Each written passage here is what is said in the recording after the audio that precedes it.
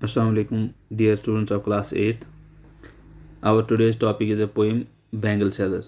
The Bangle Sellers. This poem is written by Sarojini Naidu.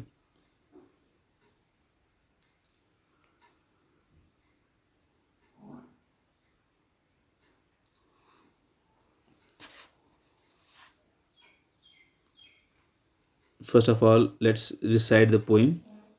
Bangle sellers are we who bear our shining loads to the temple fair, who will buy these delicate, bright, rainbow tinted circles of light, lustrous tokens of radiant lives for happy daughters and happy wives.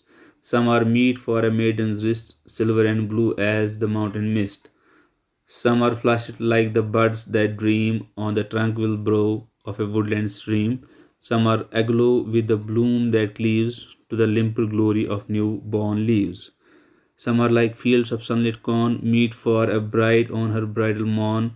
Some like the flame of her marriage fire, or rich with the hue of her heart's desire, tinkling luminous, tender and clear, like her bridal laughter and bridal tear. Some are purple and gold flecked grey, for she who had journeyed through life midway. Those hands have cherished whose love has blessed and cradled fair sons on her faithful breast, and serves her household in fruitful pride and worships the gods at her husband's side. तो यहाँ पे हम stanza wise इसकी explanation देंगे. Bangle sellers are we who bear our shining loads to the temple fair, who will buy these delicate, bright, rainbow tinted circles of light, lustrous tokens of radiant lives for happy daughters and happy wives. The explanation of this stanza goes. The poem begins with the speakers introducing themselves as bangle sellers who sell their articles at the temple fair. They call out to the people to buy their bangles. These hawkers describes their bangles as delicate, bright, rainbow-tinted circles of light. They advertise by questioning who will buy these bangles for their daughters and wives. It's important to note here that though the speakers of the poem are several, it appears as if there is a single speaker.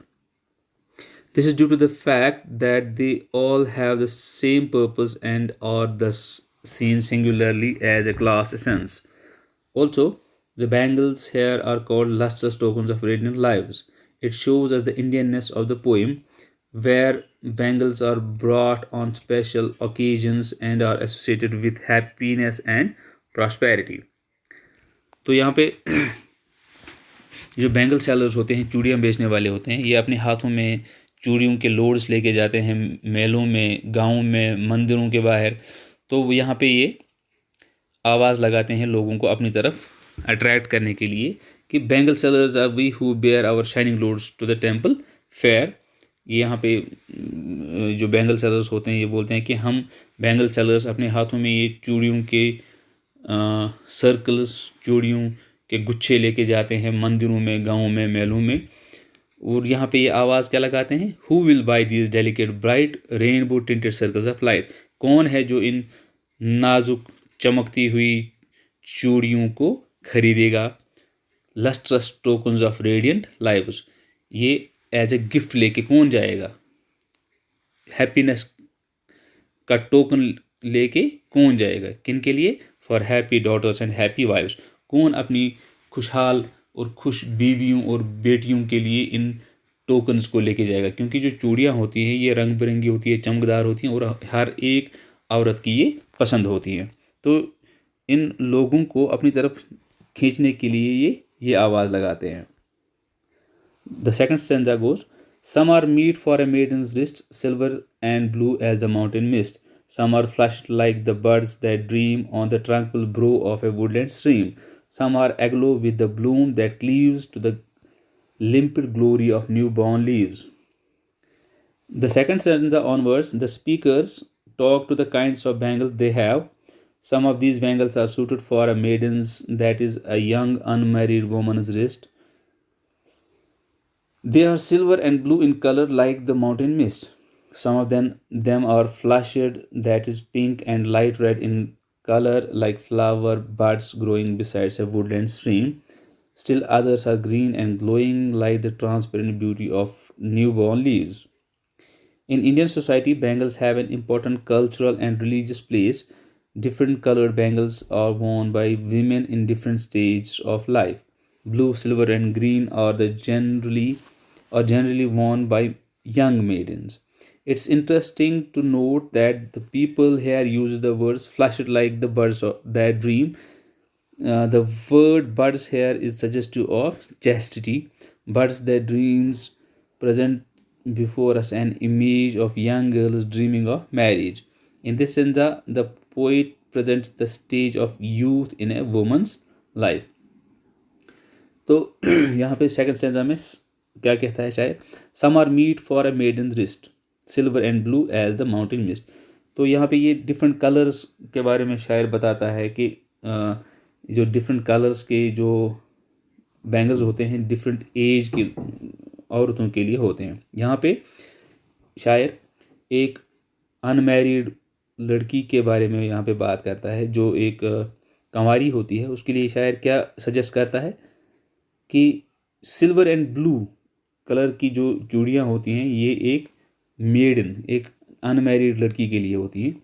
Some are flashed like the birds that dream, कुछ ऐसे होते हैं जो चमक रहे होते हैं किस तरह से, जो किस एक जो एक फ्लावर होता है, फ्लावर के कलर के होते हैं कुछ चूड़ियाँ जो कहाँ पे उगते हैं, on the tranquil brow of a woodland stream, जो किसी नदी के किनारे ताज़ा ताज़ा फूल उगे हुए होते हैं उनके कलर के ये होते हैं। तो यहाँ पे some are aglow with a bloom that cleaves to the limpid glory of the new born leaves, कुछ ऐसे होते हैं जो बिल्कुल चमकदार होते हैं, ट्रांसपेरेंट और क्लियर होते हैं, जो ताज़ा ताज़ा पत्ते उगते हैं, छोटे छोटे पत्ते होते हैं उनकी तरह होते हैं। तो यहाँ पे शायद ये सारे कलर्स किसके साथ एसोसिएट करता है, छोटी लड़कियों के साथ जिनके ड्रीम्स होते हैं, जिनके ड्रीम होते हैं टू गेट मैरिड, या जो बिल्कुल उनके सपने होते हैं शादियों के। तो यहाँ पे ये सारे कलर जो शायर ने यहाँ पे बताए हैं ये अनमैरिड वीमेन के लिए बताए हैं यहाँ पे। Stanza third, some are like fields of sunlit corn meet for a bride on her bridal morn, some like the flame of her marriage fire or rich with the hue of her heart's desire, tinkling luminous, tender and clear like her bridal loft and bridal tear. In the third stanza, the bangle seller says that some of their bangles are yellow like fields of sunlit corn. Bangles of this color are perfect for a bride on her bridal morn. तो शायर यहाँ पे बताता है तीसरी stanza में कि ये जो कुछ बैंगल्स होते हैं जो येलो होते हैं जैसे सन फील्ड्स ऑफ सनलिट कॉर्न। तो यहाँ पे ये जो बैंगल्स हैं ये एक जो दुल्हन होती है उसके लिए ये परफेक्ट कलर होता है येलो। तो some of the bangles they have are bright red, जो कुछ और चूड़ियाँ उनके पास होती हैं वो बिल्कुल लाल रंग के होते हैं। They represent flame of A newly turned brides marriage fire, ये रिप्रेजेंट करते हैं ये जो रेड कलर होता है जो एक लड़की होती है उसकी शादी के दिन जब उस मंडप में जो आग जलती है तो उस आग के साथ इसको रिप्रेजेंट करता है शायर। तो ये पैशन होता है, जो रेड कलर होता है ये पैशन का कलर होता है for their newly made relation. The red bangles also stand for her heart is desire, जो रेड होता है ये उसके दिल की ख्वाहिश के बारे में भी बताया जाता है। यहाँ पे एक रिजेम्बलेंस दी जाती है रेड कलर की और डिज़ायर ऑफ द हार्ट के बीच में। The bangles are tinkling luminous tender and clear, तो यहाँ पे जो बैंगल्स होते हैं ये चमक रही होती हैं, क्लियर होते हैं और नरम व नाजुक होते हैं ये bangles. They express both her Joy of starting a new life with her husband, यहाँ पे ये एक्सप्रेस करते हैं उस दुल्हन के जो उनके थॉट्स होते हैं, जो उनकी जो तमन्नाएं होती है एक नई ज़िंदगी की शुरुआत की, और साथ साथ वहाँ पे सॉरोज भी होती हैं, दुख भी होता है अपने बाप के घर को छोड़ने का। Stanza 4, some are purple and gold flecked grey for she who has journeyed through life midway, whose hands have cherished, whose love has blessed and cradled fair sons on her faithful breast and serves her household in fruitful pride and worships the gods at her husband's side. तो final stanza में जो bangle seller है ये कहता है कि तो ये यहाँ पे जैसे मैंने आपको पहले बताया कि ये डिफरेंट कलर्स के बैंगल्स होते हैं डिफरेंट एज ग्रुप की लड़कियों की या औरतों के लिए। पहले हमने देखा कि बैंगल सेलर के पास होता है सिल्वर कलर के और माउंटेन मिस्ट कलर के या गुलाबी रंग के जो बैंगल्स होती हैं वो मेडन जो अनमैरिड वूमन होती है अनमैरिड गर्ल होती है उसके लिए होते हैं। फिर यहाँ पे आगे चल के हमारे पास रेड होता है, रेड कलर के होते हैं, या फिर जो हमारे पास होते हैं सनलिट कॉर्न के रंग के होते हैं ब्राउन, तो ये उस लड़की के लिए होते हैं जो जिसकी शादी हो रही होती है। अभी एक और स्टेज होता है लाइफ का जहाँ पे एक औरत की शादी हो चुकी होती है, उसके बच्चे भी होते हैं, तो यहाँ पे उसके लिए अलग रंग की चूड़ियाँ हैं। वो चूड़ियाँ कौन सी हैं यहाँ पे? तो यहाँ पे शायद ये जो बैंगल सेलर है ये पुकारता है कि कुछ हमारे पास हैं पर्पल कलर के and gold flaked grey colour के हमारे पास है। ये किन के लिए? These are suited for a middle aged woman. ये उस औरत के लिए जो जिसकी एज मिडिल एज होती है and who has journeyed through life, और जिसने अपनी ज़िंदगी गुजार चुकी है, जिसने अपनी ज़िंदगी गुजारी है, मतलब in the middle age of her life. They are for her who has raised her children well. ये चूड़ियाँ पर्पल और गोल्ड फ्लैक्ड ग्रे रंग की चूड़ियाँ उस औरत के लिए जिसने अपने बच्चों की देखभाल अच्छी तरह से की है and who has remain faithful to her husband and family, जो वफादार अपने घर वाले और अपने अयाल के लिए रह चुकी है। दीज बैंगल्स आर दे से perfect for she who has maintained her house hold with pride. ये जो ये पर्पल और गोल्ड फ्लैक्ड ग्रे कलर की जो चूड़ियाँ होती हैं ये उस औरत के लिए परफेक्ट हैं जिसने अपने घर की देखभाल अच्छी तरह से की है and who has worshipped her gods at her husband side, और जिसने अपने देवी देवताओं की पूजा अपने हस्बैंड के साथ साथ की हुई होती है। तो